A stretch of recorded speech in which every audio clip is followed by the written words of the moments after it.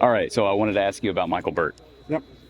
He seems like a good young kid. He comes from a big family, Yep. positive. I don't know what he's like behind closed doors, but now he's been in the program now, year two now? So, like, what's his maturation been like?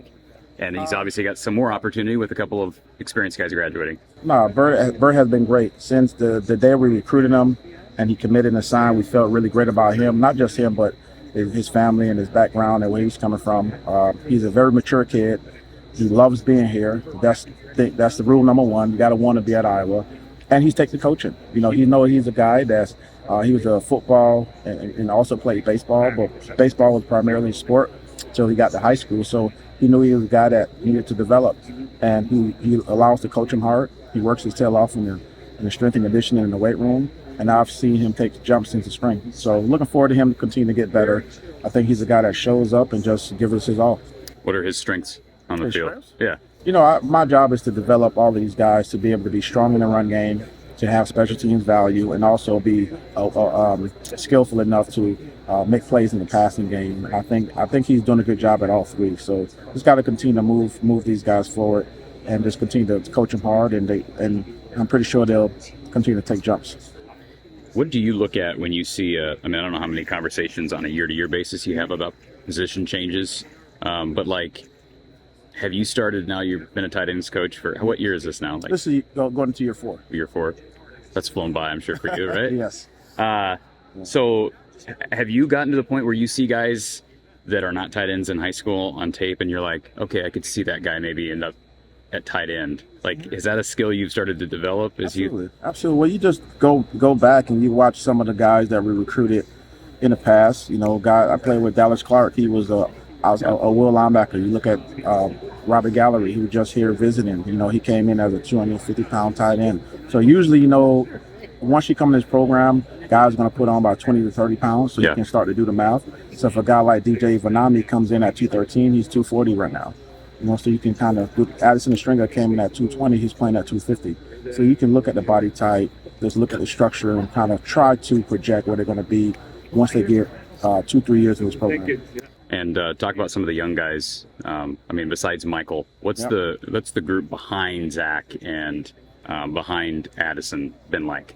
Yep, how they been pushing? Great question. I think as a position coach, you spend a lot of time thinking about the younger guys, because the older guys like Addison Stringer, Hayden Large, Zach Oatworth, you're going to coach those guys, but they've been in the program for 3-4 years. Is really making sure that those middle guys like Michael Burt, DJ Vanami, who's going into their second season with us, guys like Thomas Meyer, Mason Woods, Thomas Meyer, Mason Woods, and Eli Johnson, make sure those guys are getting the foundational base to be able to play football the way we play football, which is we got to start by running the football.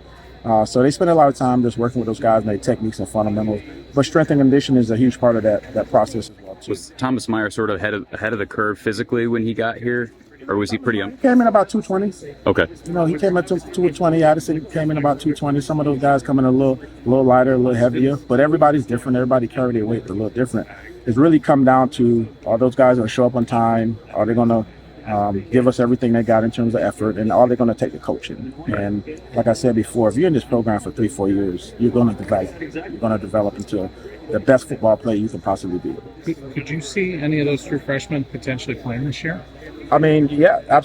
Based on my experience in this room, absolutely. If you look at in 2022, Addison Stringer played as a true freshman. You look at 2023, Zach Oatworth played as a true freshman. You look at last year, DJ Vanami played and traveled for 2 games. So it's last year. Previously, we had like 14 guys in the room. Now we have about 8 guys in the room. So if you do the math, the last 2-3 years, 5 or 6 of those guys have played meaningful reps because of injury and being in a long Big Ten season. So we just got to make sure those guys are getting better, because you never know who you're gonna need when it comes to October, November. Weather, since we're on the subject, he said it's been a pretty mild camp until this week. With some, it was real hot in July, right? And then it's cooled down a little bit, but it was hot this week, right? Yeah. And it's been hot today. Guys cramping up a little bit? I think Coach Braithwaite really harpens on hydration. So, it really hasn't been an issue, and it's actually a good opportunity for us to, get used to that, because I mean, you can only imagine the first few games of the season will probably be the same way. So Yeah. in the moment, it's your body would rather have it be 70 and cloudy, but it's really good conditioning for us for sure. So Gavin left, right? You guys come in together. He decides to leave. Nowadays, guys just leave on a whim. Did you have any thought in the offseason? Like, do I want to explore options? Everybody else is hopping in the portal and looking around. Did you have any of that? Absolutely not. I couldn't find a better place to come than Iowa. I think Coach Hodge, he's a fantastic coach and fantastic mentor as well. I see him, as a father figure to me, and he develops you so well. And I couldn't find a better spot. So it really never hit my brain. And yeah. What's DJ's development been like? It seems like he's been a talk of the offense here recently. He's been fantastic. I think we work really well together. We have each other's back on the field, every play, and it's fun. We get in there together, a lot of 12 personnel, so it's been a really good time, and he's doing really well. Who's been the biggest mentor to you since you got here? Well, it was Luke when before he left. Luke Lachey, he took me under his wing, and now it's the older guys in the room have still done a great job of leading, but I'm also taking on a bigger role. So it's been good to kind of take on a bigger role and start leading the younger guys as well. What about the three freshmen, Mason, Eli, and Thomas, right? Yeah. Maybe some flashes in there. Can you talk about what you've seen from them? I know you're focused on your development. Oh yeah, no, I mean we're one unit as a room. We work together. So I've seen flashes from all of them. I think they complement each other's skill set. I think like me and DJ, I think we complement each other's skill set really well. So, I mean, Thomas, Eli, and Mason have all shown really good flashes. They'll definitely help us out here at some point. So, what's your strength on the field? I would say, I think it's my versatility. Obviously there's a lot to do with, tight end, and there's a lot of responsibilities, especially here. They develop you, and they develop a lot of guys to be, pro style, and I think that's actually, as I continue to develop, I think my versatility is my best strength. I think if I'm on the field, I don't know if the defenses know what we're going to do, because I think I can be a threat. I asked Coach Hodge that question. Do you want to guess what he said your strength was? What did he say? He said all three. There you go. As he said, all three. Yeah. So that's basically what you just said, versatility. Yeah, no, that's good. So, and have there been days where it's like, this is not a question I ask most guys, but there has to be days, just like any person on any job or new venture, where it's like, man, I want out of here.